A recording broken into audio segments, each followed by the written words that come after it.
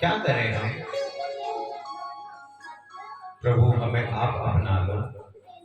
आज प्रभु ने एको हम बहुश्या में, प्रभु ने आज 16,000 स्वरूप अपने बना लिए और सभी से पानी ग्रहण संस्कार। इस प्रकार से भगवान के कितने विवाह हुए? 16,108 विवाह हो गए मात्र 15 मिनट में। देखिए, और हमारी शादियों में तो कई कई लाख रुपए लग जाते हैं।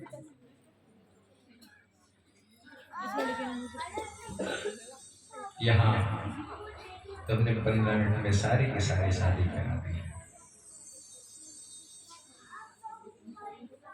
हमारे गुरुदेव ने बताया था ना, हम तो एक को छू कर चलते हैं, इसलिए हमें तो ऐसी शादी में आनंद नहीं आने वाला है। ये तो प्रभु की शादी है। हम तो यहाँ पर आनंद लेंगे कि स्टेज को छू कर चलेंगे, देखेंगे क्या लगा है स्टॉल पर, फिर थोड़ा सा हमें खाना भी तो है। आज प्रभु की किसी दावत में किसी को नहीं बुलाया गया है। प्रभु ने तो स्वयं, क्योंकि जिसका कोई नहीं होता उसके प्रभु होते हैं। इनका कोई नहीं था तो प्रभु स्वयं अपने आप खड़े हो गए कि मैं तुम्हारा हूं। आज प्रभु का द्वारिका नगरी में सब की सब ये रानी रहने लगी है। प्रत्येक से 10-10 पुत्र हुए हैं। अब आप देखिए कि प्रभु का कितना बड़ा परिवार है। हम तो 2, 4, 5 से परेशान हो जाते हैं। हमारे घर में कहते हैं ना कि जहाँ 2 बर्तन होते हैं वहां तो खटकती है, आवाज तो आएगी, लेकिन वहां कोई आवाज नहीं आती है। वहां प्रभु की इतनी कृपा हो रही है, वहां किसी प्रकार से कोई आवाज नहीं आती है। और हमारा थोड़ा सा परिवार बढ़ जाए, बस मम्मी जी या तो ये रहेंगे या फिर हम रहेंगे। लेकिन प्रभु इस प्रकार से भगवान अनन्य आगे चलकर बाणासुर की कथा है। ये महादेव का अनन्य भक्त है। महादेव की बड़ी तपस्या की है। भगवान से वरदान मांगा, प्रभु आप बस मुझ पर कृपा करें। भगवान ने कहा वरदान मांगो, क्या मांगना चाहते हो? कि प्रभु मेरे 1000 हाथ हो जाए। भगवान ने कहा तथास्तु। प्रभु तो है ही भोलेनाथ। याद आ गया प्रसंग।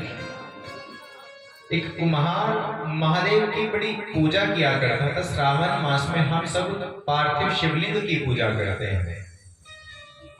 महादेव उस कुम्हार पर प्रसन्न हो गए, स्वयं आकर प्रकट हो गए उसके सामने कि वरदान मांग लो। तो आज कुम्हार कहता है प्रभु आपके दर्शन हो गए, ये मेरा सौभाग्य है। और प्रभु अगर कुछ देना ही चाहते हो,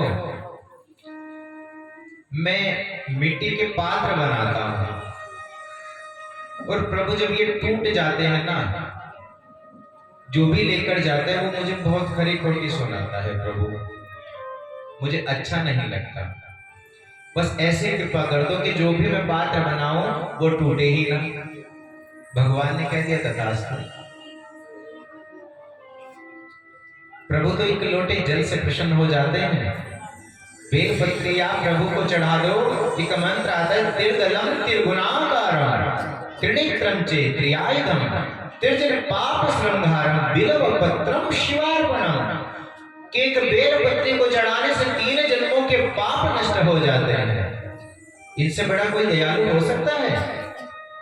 तो आज महादेव से ये वरदान मांग लिया गया। प्रभु अदृश्य हो गए।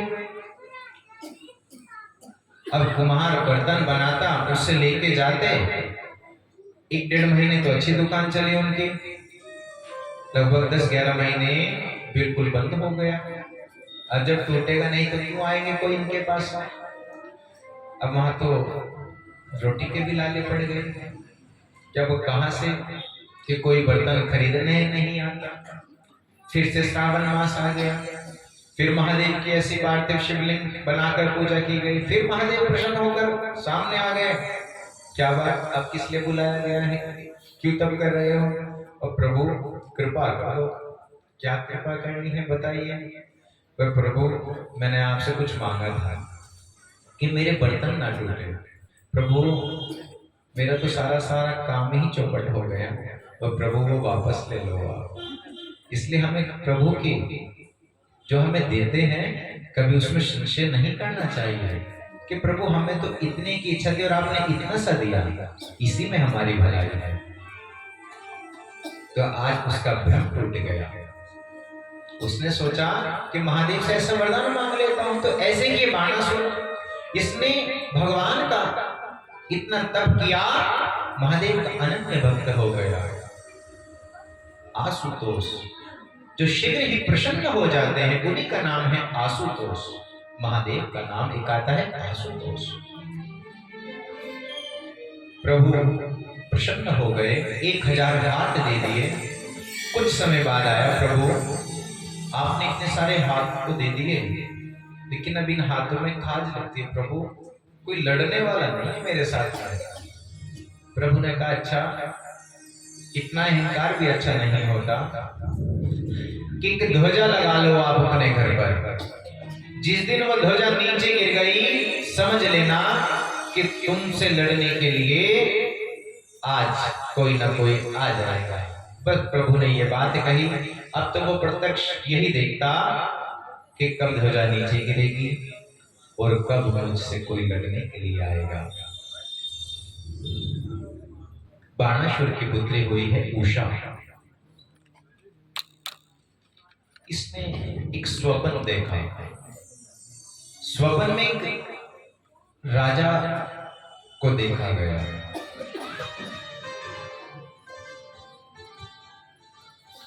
ये आप सब जानते हैं कौन है जिनको स्वप्न में देखा गया। जैसे आज स्वप्न में देखा, वो तो आनंद उनसे बातें कर रही है। कभी कभी हमें भी ऐसा स्वप्न आता है कि हम भी आनंदमय बातें करते हैं,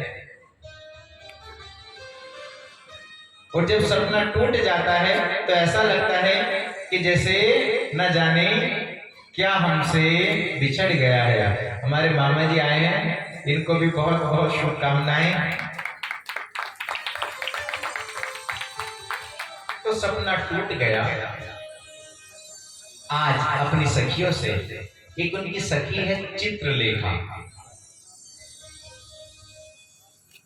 स्वप्न में ही अपने पति रूप में भी स्वीकार कर लिया है। चित्रलेखा को सारा वृतांत सुनाया।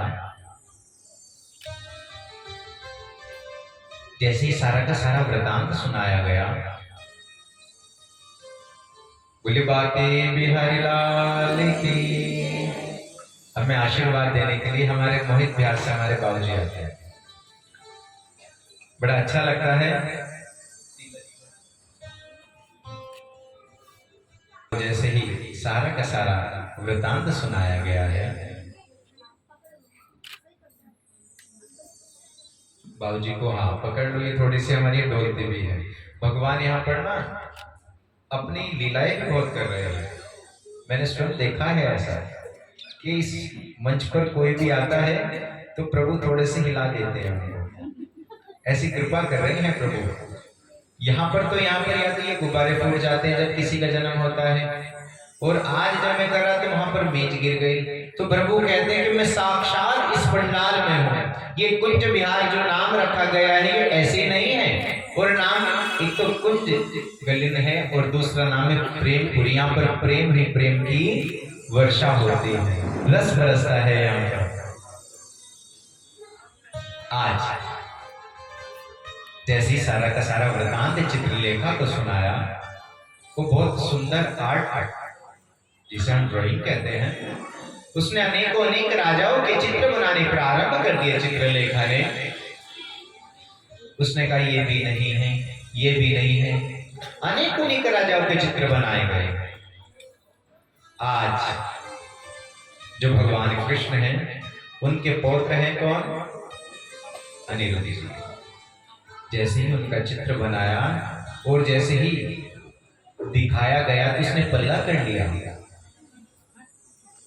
हाँ हाँ, यही है मेरे प्राण। चित्रलेखा अपनी माया के द्वारा अनिरुद्ध जी सो रहे हैं, उनको लेकर आ गई और अपनी जो सखी मित्र सहेली कहेंगे जिसे हम, उनके पास में लाकर बिठा दिया है अनिरुद्ध जी को। यही है। अब अनिरुद्ध जी उनको ऐसे ही कई दिन बीत गए। हमारे नारद जी तो सब कुछ देखते रहते हैं प्रत्यक्ष में। आज नारद जी ने देखा इनके पौत्र को यहाँ पर लाया गया और इनके घर में यही नहीं पता कि कौन चला गया और कौन है। तो आज बाणासुर को भी पता चल गया कि आपकी पुत्री के कक्ष में कोई पुरुष है। आज बाणासुर अपने सैनिक को लेकर गया, अनिरुद्ध जी को बंदी बनाने की कोशिश की है। प्रभु हमारे कृष्ण भी अब युद्ध से पीछे तो नहीं हटते, तो पौत्र पीछे क्यों हटेंगे? अनेक सैनिकों को मार दिया।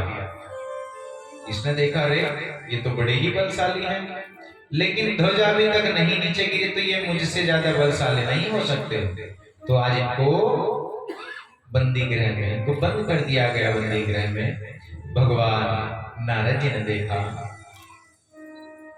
अरे प्रभु कृष्ण को कुछ नहीं पता, आज उनके द्वार में गए हैं।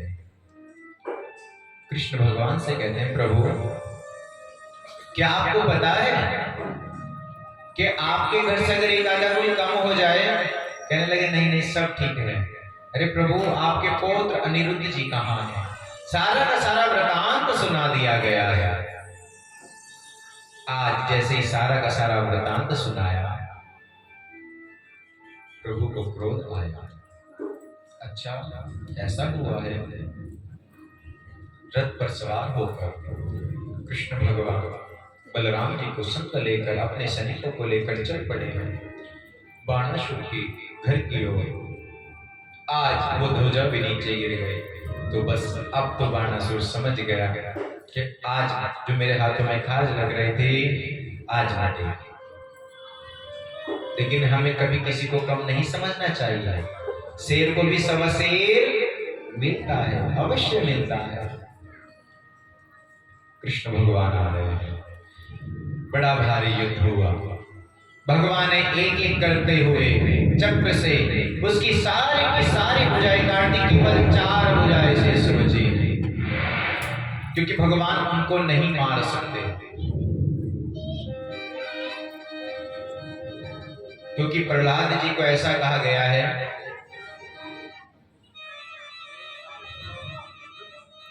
मैं किसी को तुम्हारे वंश में नहीं मारूंगा, यही कहा गया था।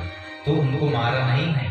आज उसका घमंड चूर चूर हो गया। वो भगवान कृष्ण के चरणों में जाकर गिर गए और भगवान से कहते हैं, प्रभु आप हमें क्षमा करें। कभी कभी हमें भी अहंकार हो जाता है अपने आप, और अहंकार हमारा पतन बन जाता है। यही सत्य है। तभी हमें अहंकार नहीं करना चाहिए, ना अपने बल में, ना कभी धन में, और ना कभी ज्ञान में। और जब भी अहंकार होता है तो प्रभु कभी कभी तो स्वयं आ जाते हैं अहंकार तोड़ने के लिए। आज बाणासुर का भी अहंकार तोड़ा, और जैसे उसका अहंकार टूट गया, जो अनिरुद्ध जी को बंदी गृह में उसने डाला था, उनको स्वयं लेकर आया। अपनी पुत्री उषा उनको लेकर आया और उनको लाकर प्रभु को सौंप दिया। लो प्रभु अब आप इनको साथ ले जाएं, क्योंकि उन्होंने जो इनकी पुत्री है उषा, इनको पति रूप में स्वीकार कर लिया था अनिरुद्ध जी को। अब कहते हैं ना, जैसे बड़े होते हैं आगे बालक हो जाते हैं, और ये तो पौत्र भी स्वप्न में ही इनकी शादी हो गई। अब इनके लिए भी कोई रोकना इत्यादि नहीं हुई, इनकी भी इसी प्रकार से शादी हो गई। आगे राजा नर्ग की कथा आती है। ये जो राजा है ये बड़े श्रद्धावान है, गैया का दान करते हैं। कोई भी लेके यहाँ पर आते हैं तो गैया का दान अनेक अनेक न जाने कितनी हजार गैयाओं का, कितनी लाख गैया का दान किया है। एक बार इनसे अपराध हो गया, एक गैया का दान किया ब्राह्मण देवता को, और जैसे ब्राह्मण देवता अपने घर लेकर आए, क्योंकि जहां पर रहते हैं तो उस गैया को इतना मोह हो गया था, तो ब्राह्मण को तो दे दी गई है, वो वहां घुंटे से खुलकर फिर राजा नर्ग के यहाँ पर आ गई और दूसरे ब्राह्मण वहां पर आए, उस गैया का 2 बार संकल्प करा दिया गया।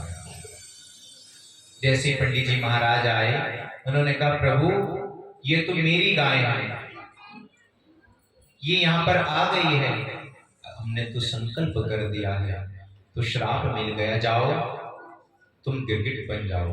कि तुम गिरगिट की तरह बदलते हो। और हम सब क्या कहते हैं, अब आप देखो जब वो गिरगिट बन गए, हम सब क्या बनेंगे? क्या आपको पता है? जब गौदान संकल्प आता है ना, तो 11 और 21 या 51 हजार नहीं रुपया लेते हैं। और जिस गौशाला में हम जाते हैं, उन गैया का ना जाने कितनी बार संकल्प हो गया है और हम रसीद कटवाते हैं। ऐसा जरूरी नहीं है, हमारी सामर्थ्य नहीं है, तुम एक संकल्प के माध्यम से गौ चारा निमित्त भी तो दक्षिणा ले सकते हैं। जरूरी नहीं कि आप गौ दान का ही संकल्प करें। प्रभु भाव से भी तो स्वीकार करते हैं। प्रभु के सामने रख दें आप 56 को और कहो कि प्रभु खा लेना, फिर मैं तो अपनी ड्यूटी पर जा रहा हूं, तो प्रभु कहेंगे आ रहा हूं अभी, तो रुक मैं आ रहा हूं। प्रभु क्या कहते हैं, भाव का भूखा हूं मैं, भाव ही एक सार है, भाव से जो भजता मुझे उसका बेड़ा पार है। ऐसे थोड़ा ना बेड़ा पार करते हैं प्रभु, भाव होना चाहिए हमारा।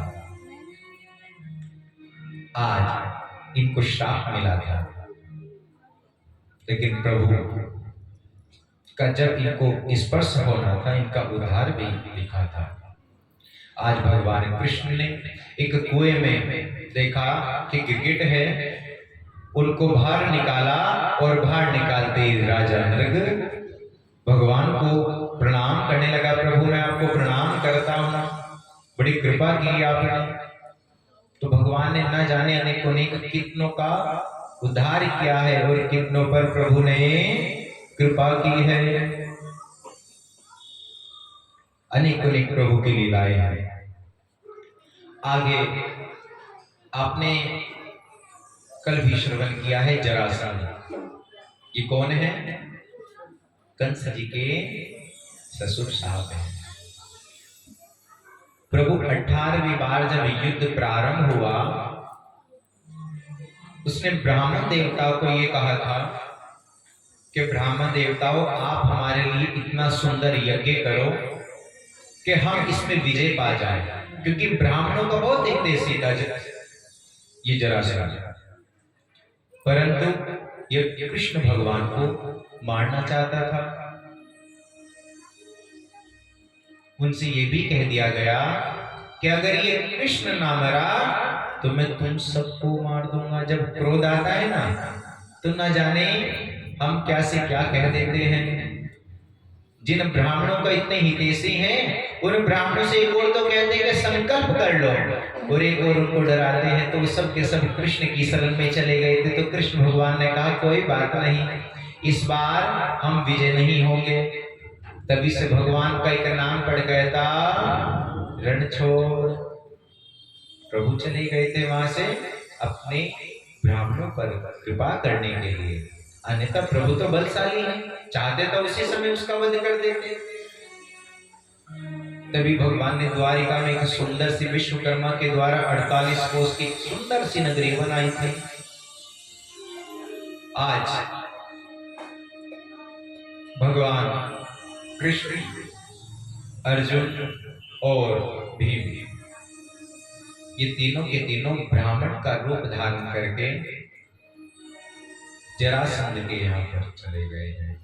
और जरासंध जब नित्य प्रातः कालीन अपनी संध्या इत्यादि करके कोई भी सबसे पहले ब्राह्मण आता तो उनको खाली नहीं भेज देते। तो आज ये भी ब्राह्मण का रूप धर के आ गए हैं। जरासंध समझ गए कि ये कौन है। तो कृष्ण भगवान कहते हैं हमें भिक्षा चाहिए। क्या चाहिए? कि आप दो दो हाथ कर लो कि तुझसे तो नहीं लड़ूंगा, तू तो रणछोड़ है, तू तो पहले भी भाग गया था, तो किससे? हाँ, ये मेरे बराबर का लगता है, जो भीम है ना, ये मुझे मेरे बराबर का लगता है, इससे जरूर मैं युद्ध करूंगा। उसने कहा प्रभु ये क्या लीला कर रहे हैं आप? युद्ध करने के लिए अपने आप आए और सामने मुझे खड़ा कर दिया आपने। आज युद्ध प्रारंभ हुआ। प्रातःकालीन 1 घंटा बजता है, युद्ध प्रारंभ हो जाता, और शाम के समय 1 घंटा बजता, युद्ध का विराम किया जाता। ऐसे करते करते 27 दिन बीत गए। जब 27 दिन बीत गए तो भीम कहता है प्रभु अब तो कृपा करो, आपने तो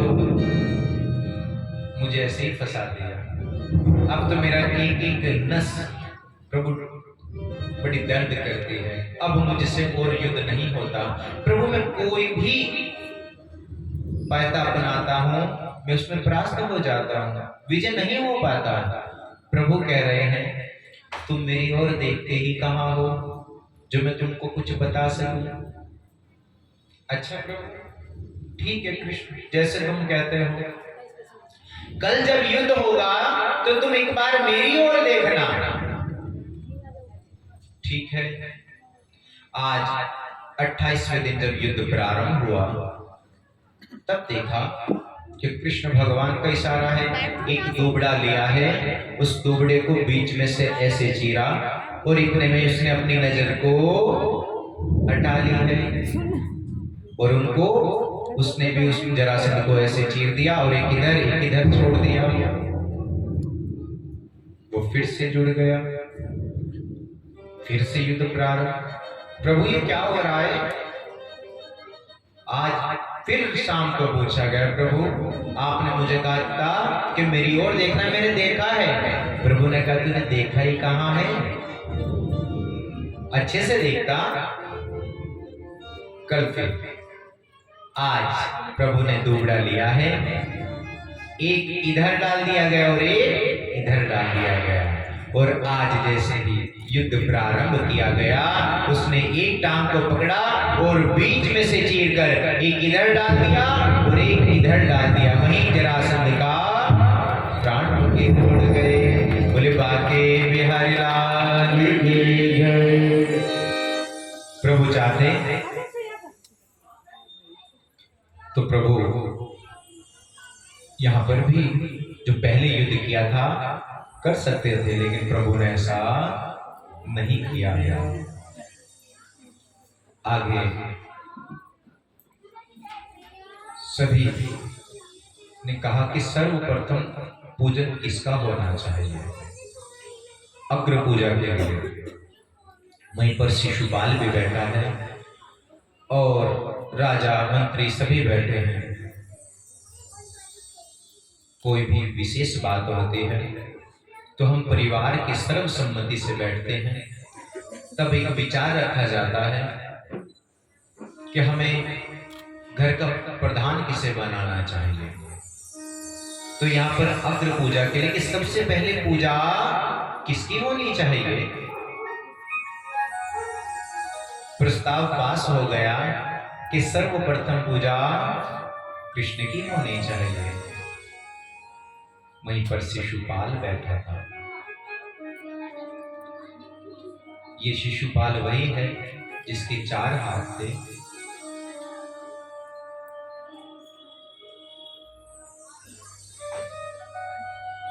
इनकी माता ने देखा, अरे सबके 2 हाथ होते हैं, इसके 4 क्यों हैं? ऋषियों ने कहा कि जिसकी गोद में आने से इसके 2 हाथ गिर जाएंगे वही इसका वध करेगा। तो आज जैसे भगवान कृष्ण ने गोद में लिया था, इसके दोनों के दोनों हाथ वहीं पर गिर गए। तो आज उन्होंने कहा है कि ये तेरा भाई है, तुम इसको मत मारना। नहीं नहीं, आप ऐसा ना कहो, ये मेरे भी कुछ लगते हैं, मैं कुछ नहीं कहूँगा। कि कुछ जाने अनजाने में मुख से निकल जाए तो क्षमा कर देना, कि हाँ हाँ आप चिंता मत करो, मैं इनको क्षमा कर दूंगा। कि 2-4 बार हो जाए तो क्षमा कर देना, हाँ हाँ, अरे आप 2-4 बार की बात करते हो, अगर इसने 100 बार भी मुझे कुछ कहा तो मैं तब भी क्षमा कर दूंगा, लेकिन 100 से अगर 101 बार हुआ तो मैं क्षमा नहीं करूंगा। आज उस भरी सभा में जैसे ही प्रस्ताव पास हुआ कि सर्वप्रथम कृष्ण की पूजा होनी चाहिए,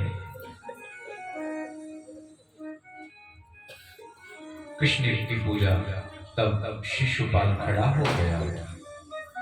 इस छलिए को आप कह रहे हैं इसकी पूजा होनी चाहिए, इस कपटे की इस प्रकार अनेक उसने आज अनाप शनाप बोलना प्रारंभ कर दिया है। इतना अनाप शनाप बोल रहा है कि जितने राजा मंत्री बैठे उन सबको बड़ा क्रोध आया, अरे ये हमारे कृष्ण को कैसे बोल रहा है। तो भगवान कृष्ण ने सबको रोक दिया, बैठ जाओ बैठ जाओ, बोलने दो। आज जैसे ही 99 बार उसने कहा ये कपटी है, अब भगवान कृष्ण कहते बस शिशुपाल शांत हो जा, मैं शांत नहीं होऊंगा। और जैसे ही 100 भी उसने प्रहार किया तो भगवान कृष्ण का सुदर्शन चक्र निकला और वहीं उसके शिशुपाल के प्राण बगे, उससे एक ज्योति निकली और भगवान कृष्ण के चरणों में विलीन हो गई। बोले बाल कृष्ण भगवान की, बाके बिहारी लाल की जय, बाके बिहारी लाल की जय। पिला दे रे दाता राम नाम की मस्ती, अरे तेरे हवाले कर दी मैंने, तेरे हवाले कर दी मैंने अपनी जीवन कस्ती। आई ताली सेवा करते हुए राधे दाता राम नाम की मस्ती, राधे दाता राम नाम की मस्ती, राधे दाता राम नाम की मस्ती, राधे दाता राम नाम की मस्ती। तेरे हवाले कर दी मैंने, तेरे हवाले कर दी मैंने, तेरे हवाले कर दी मैंने, तेरे हवाले कर दी मैंने अपनी जीवन कस्ती। राधे दाता राम नाम की मस्ती, राधे दाता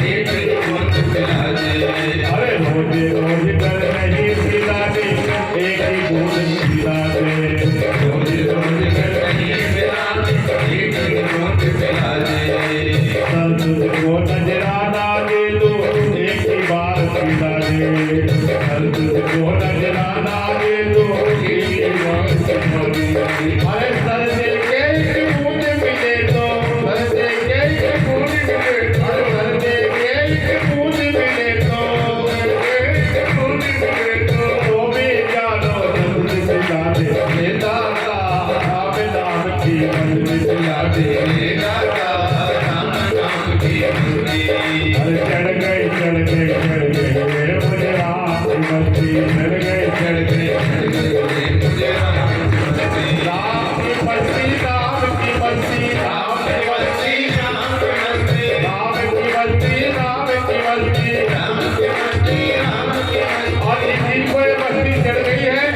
दोनों हाथों को सीधे करते हुए चढ़ गई मुझे राम की मस्ती, चढ़ गई मुझे राम की मस्ती। राम की मस्ती, राम की मस्ती, राम की मस्ती, राम की मस्ती, राम की मस्ती, राम की मस्ती, राम की मस्ती, राम की मस्ती। अरे चढ़ गई मुझे राम की मस्ती, चढ़ गई मुझे राम की जय हो।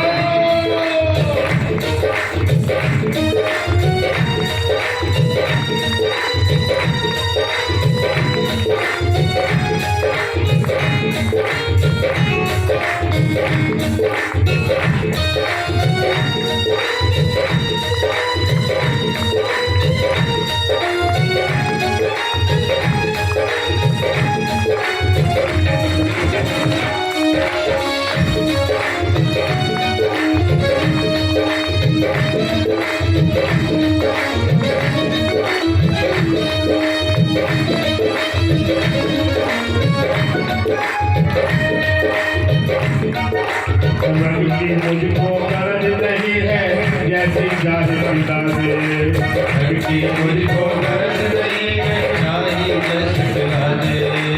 रंगी मुझको कर्ज नहीं है जैसी जाहि पिता दे, रंगी मुझको कर्ज नहीं है जैसी चाही पिला दे।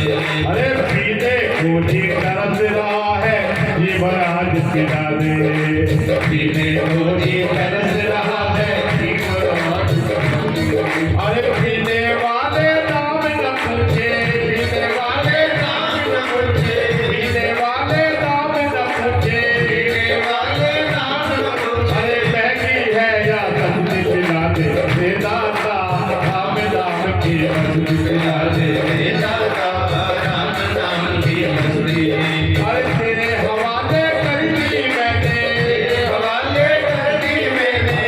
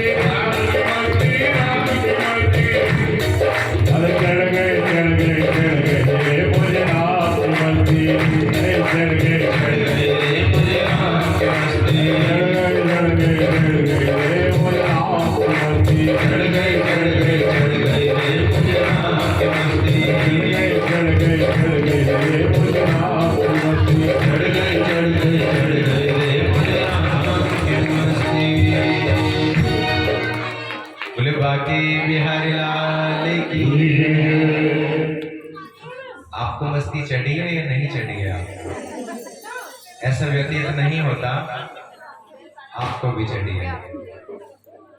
हमारे भैया जो इतने अच्छे यहाँ पर मीडिया वाले हैं ना, इनकी माता जी को सबसे अच्छी मस्ती चढ़ी है। देखो सबसे पहले आगे आकर इन्होंने सुंदर सा नृत्य किया है।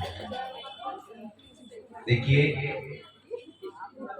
हमें लोग लिहाज अगर आते हैं, हम किससे, जो आप सब बैठे हैं ना, हम एक दूसरे से शर्माते रहते हैं।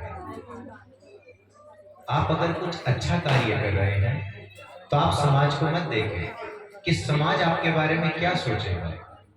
समाज का तो सोचने का ही काम है। जिम्मेदारी प्रभु ने इनको इसी काम के लिए सौंपी है। कोई अच्छा करेगा तब भी सोचेंगे और कोई बुरा करेगा तब भी सोचेंगे। आप ये देखो कि परमात्मा आपके लिए क्या सोचेगा, आप वो कार्य करें। ये सत्य है। अगर ये सूत्र हमारे जीवन में बंध जाए तो हम इस बंधन से मुक्त हो सकते हैं। ये सत्य है। और संत का प्रभाव अगर नहीं हुआ तो हम अपने संग कुछ नहीं लेकर जा रहे हैं। आपने आज 7वां दिन है, दिन प्रतिदिन कैसे चला गया ये नहीं पता चला। और जब आना था तब ऐसा लग रहा था कि अभी तो इतने दिन रह गए हैं और अभी इतने दिन रह गए हैं, और जा इतनी तेजी से रहे हैं क्योंकि समय कभी किसी का इंतजार नहीं देखता, काल भी कभी किसी का इंतजार नहीं देखता।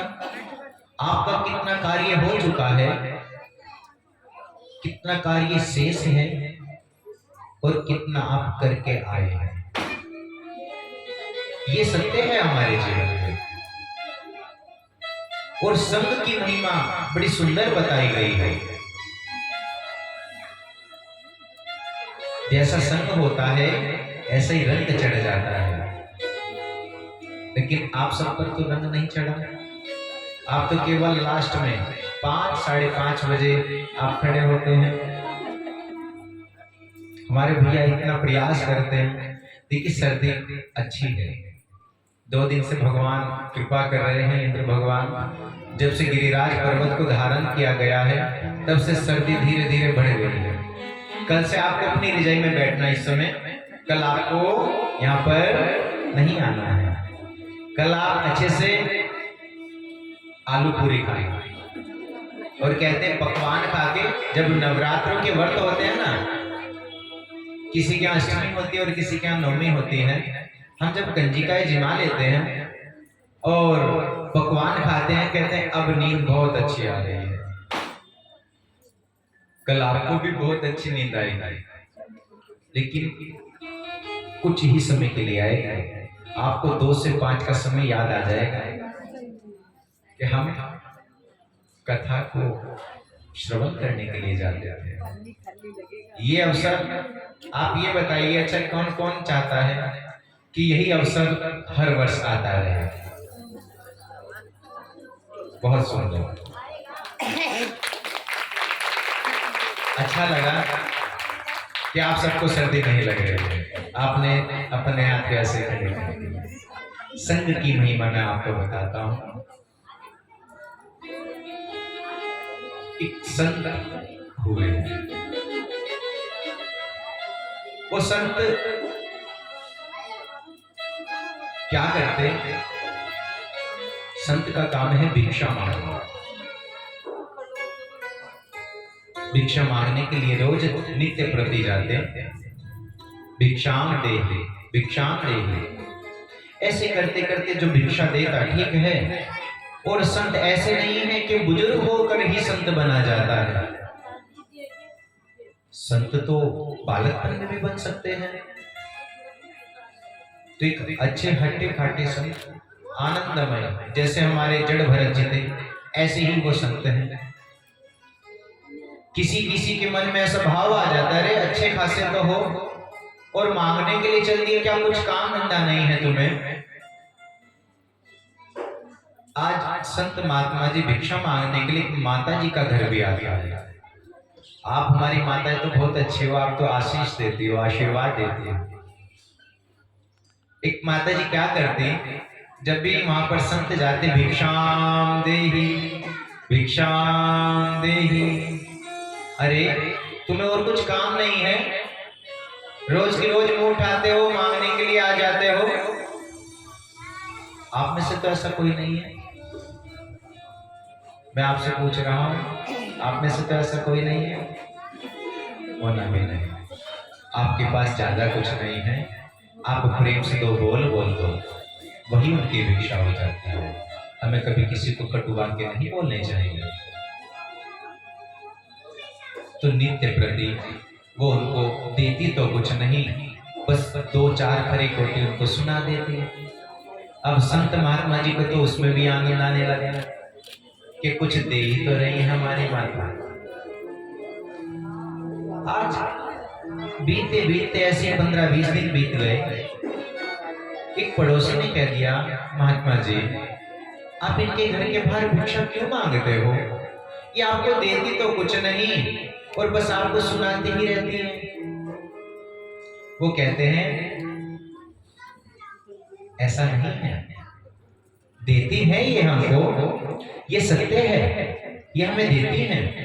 अरे कुछ तो दे रही है,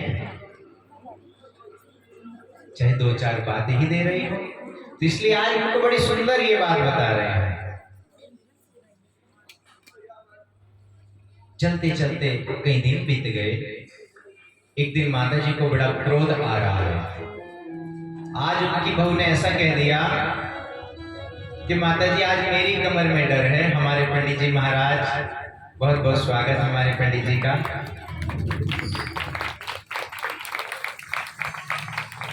आज बड़ा क्रोध आ रहा है। आज उनको कह दिया गया है कि माता जी आज का पोछा आप लगा लें, आज मेरी कमर में दर्द है।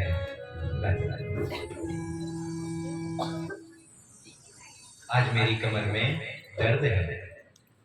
अच्छा ठीक है, कुछ सास तो अपने आप करती रहती है कि हाथ पैर को चलाते रहना चाहिए, तभी ठीक रहते हैं, अन्यथा ये भी जाम हो जाएगा। बड़ा क्रोध आ रहा था माता जी को। उनके पुत्र की शादी हुई है, कोई भी बालक नहीं है उन पर, बस इसी बात का सोच करती रहती है माता जी। और ये बहू ये जब देखे कभी तो मुझे बर्तन मारने में लगा देती है और कभी पोछा मारने में। ये रोज की रोज बहाने कर देती है कि आज कमर में दर्द है और आज सिर में दर्द है। क्या आजकल की बहू ऐसी हैं? उनके भी कहीं सिर में दर्द होता है? आजकल की तो बड़ी अच्छी है कि माता जी आप यहाँ बैठिए, हम सेवा करेंगे, आप कथा सुनने के लिए जाइए, घर का काम हम देख लेंगे अपने आप। आज फिर से महात्मा जी आ गए, भिक्षाम देहि। बस माता जी को बड़ा क्रोध आ रहा था। अब तो फिनाइल इत्यादि के हम अपनी टाइल्स पर संगमरमर पे पोछा लगाते हैं, पहले तो गोबर फेरा जाता था। तो आज जैसे भिक्षाम देहि मांगा, बस आज तो माता जी को इतना क्रोध आ रहा था कि वो पोछा ही देके उनके ऊपर मार दिया। महात्मा जी बड़े प्रसन्न हुए, चलो आज तो माता जी ने हमारी झोली भर दी, तो क्यों ना इनको भी कुछ दे दिया जाए। इन्होंने हमें पोछा दिया है और भगवान इन्हें पोता दे दे। ये कह के संत महात्मा जी चले गए। आज जैसे ही अपने आश्रम पे आए, अब देखा माता जी ने कुछ दिया है, इसका प्रयोग होना चाहिए। उसको बड़े अच्छे से साफ किया गया, बिल्कुल सुंदर साफ करके धो दिया गया है। और महात्मा जी ने देखा उसकी छोटी छोटी कत्तर करके 108 कत्तर बना ली। किसी के यहाँ पर गाय ब्याई है, उन्होंने घी निकाला है और घी 1 किलो उनके आश्रम में देने के लिए चले गए कि लो प्रभु आप ये घी अपनी पूजा में प्रयोग ले लेना। आज 108 जो कत्तर बनाए गए हैं, आज संत महात्मा जी ने दीपक बना दिए, 108 दीपक बना दिए, घी भी आ गया और आश्रम को जगमगाहट कर दी है। तो आप देखिए, एक पोचा जो नीचे फर्श पे घिस रहा था, आज जैसे ही संतों का संग हुआ तो आज वो भी चमक रहा है। तो यही सत्संग की महिमा है। इसलिए हमने आपको कहा है कि हमें भी राम नाम की मस्ती चढ़नी चाहिए। संत कभी किसी के यहाँ से कुछ लेते हैं तो खाली नहीं, कुछ आशीर्वाद अवश्य देते हैं। आपने देखा है, हमारी जब से ये प्रभु की कथा प्रारंभ हुई है, हमारे संत शिरोमणि जी का साक्षात आगमन हो गया। निमिषारण्य से भगवान नारायण ने साक्षात इनको भेज दिया है। हम तो धन्य हैं, आप सब धन्य हैं कि साक्षात भगवान ने दर्शन दिए हैं। और आप देख रहे हैं, नित्य प्रति कुछ न कुछ ऐसा यहाँ पर प्रतीत होता है कि प्रभु यहीं पर रहते हैं। ये सत्य है, ये संग की महिमा है। इसलिए हमें अच्छा संग करना चाहिए। बोलो जय जय श्री राधे, जय जय जय जय श्री राधे श्याम। राधे राधे बोल तेरा मोह न लगे, राधे राधे बोल तेरा मोह न लगे, राधे राधे बोल तेरा मोह न लगे, तेरा भोल ना लगे, राधे राधे बोल तेरा मोह न लगे, मोह न लगे तेरा बोलो राधे राधे बोल तेरा भोल ना लगे, भोल ना लगे तेरा भाव ना लगे, राधे राधे बोल तेरा राम न लगे, राम न लगे तेरा राम न लगे, राधे राधे बोल तेरा भाव ना लगे, भाव ना लगे तेरा भोल ना लगे, राम नाम का सुमर ले तू भव सागर से तरते। राधे राधे बोल तेरा भोल ना लगे, भोल ना लगे तेरा भाव ना लगे, राधे राधे बोल तेरा राम न लगे, राम न लगे तेरा राम न लगे, राधे राधे बोल तेरा भाव ना लगे, भाव ना लगे तेरा भोल ना लगे।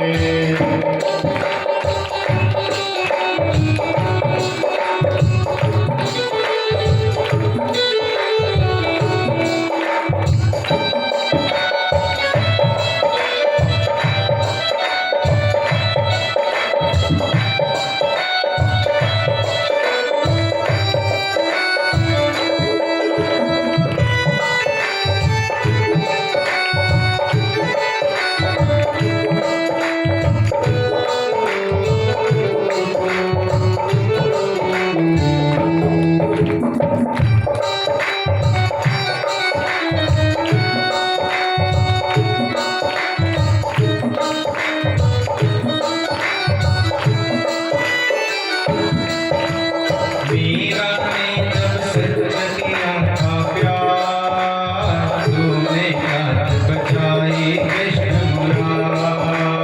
मीरा ने जब सच्चा किया था प्यार, तूने राज बचाए कृष्ण मुरार। मीरा ने जब सच किया था प्यार, तूने याद बचाई कृष्ण मुरार। तू जान ले पहचान ले, तू जान ले पहचान ले, तेरी मुरली जादू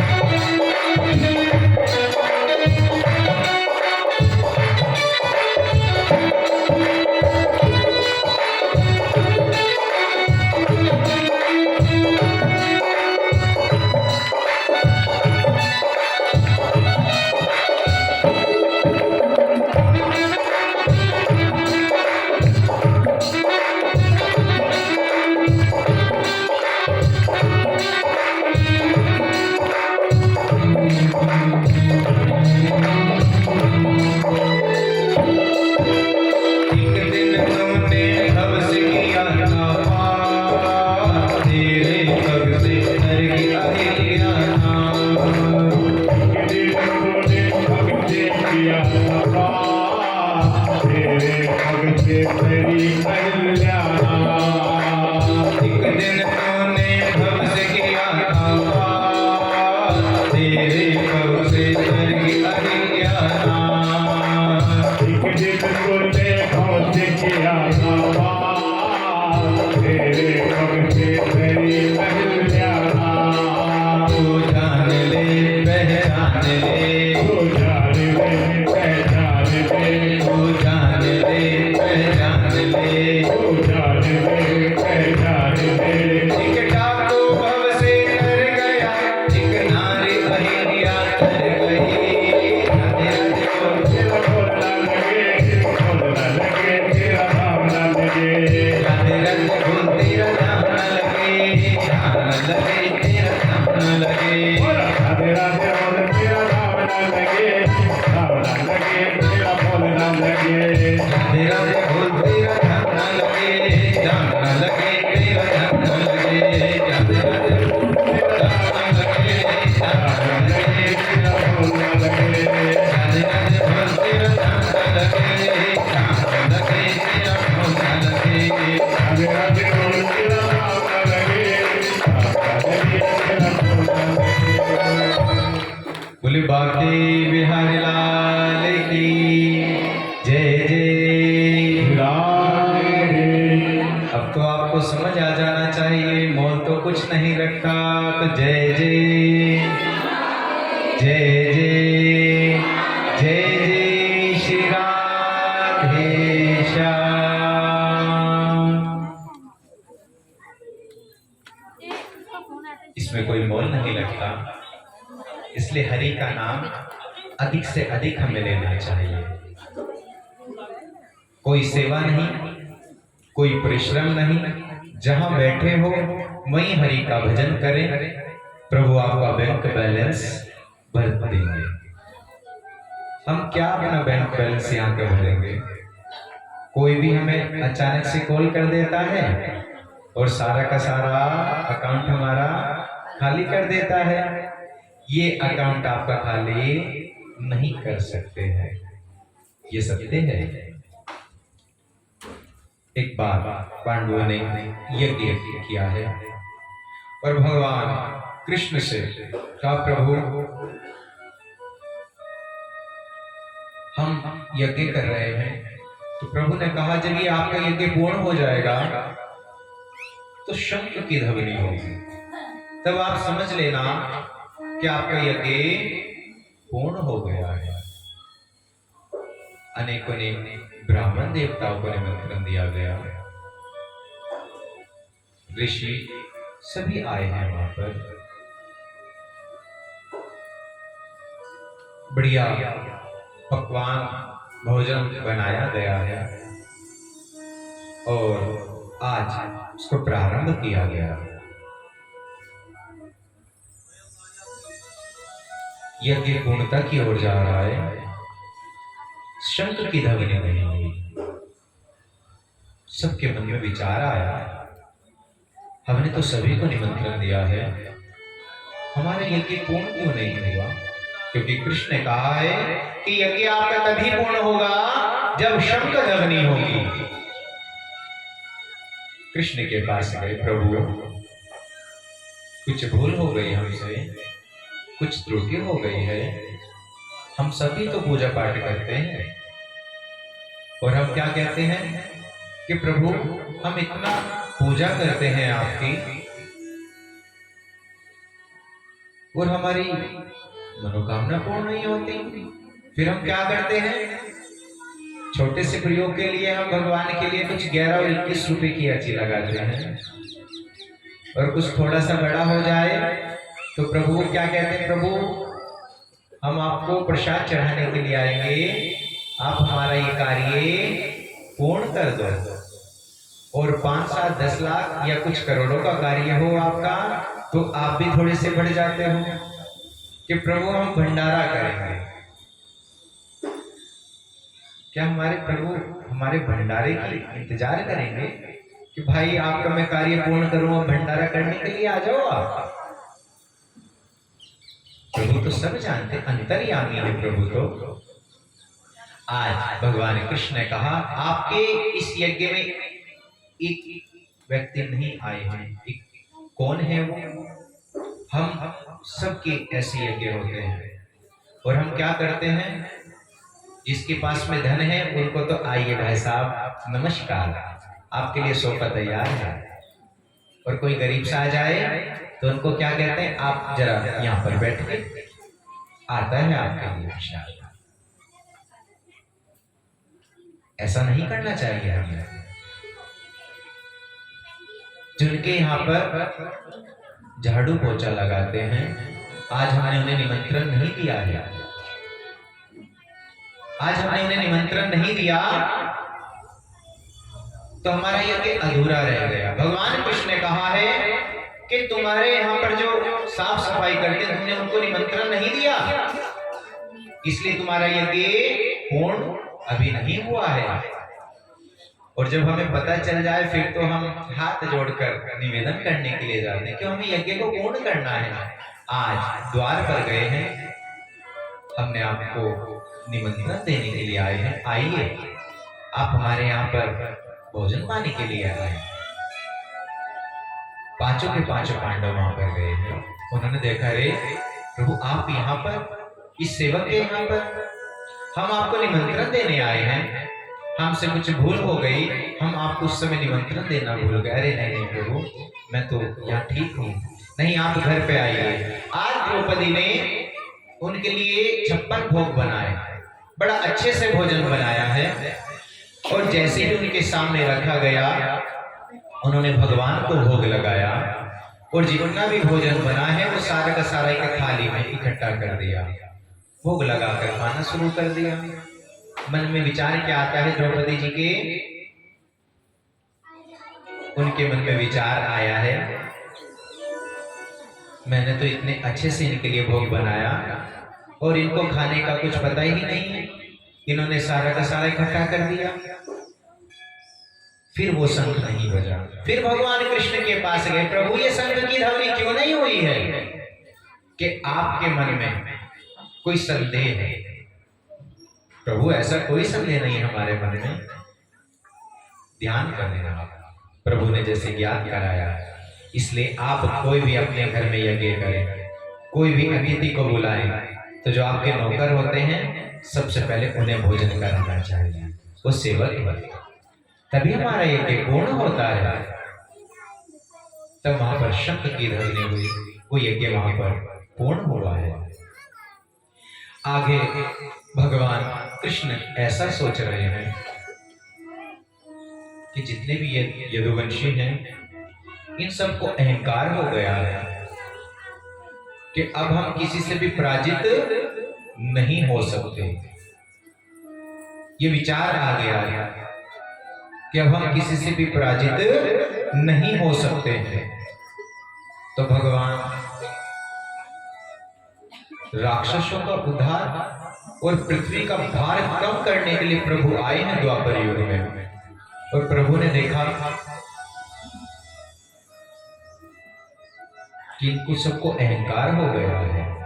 कभी कभी हमें भी अहंकार हो जाता है, हमारे मालिक साहब अच्छे पैसे वाले बन जाए या हम किसी अच्छे से डीएम या एसएसपी के यहाँ पर केवल चाहे वहां पर झाड़ू ही लगा रहे हैं, लेकिन हम भी एसएसपी से फिर कम नहीं है।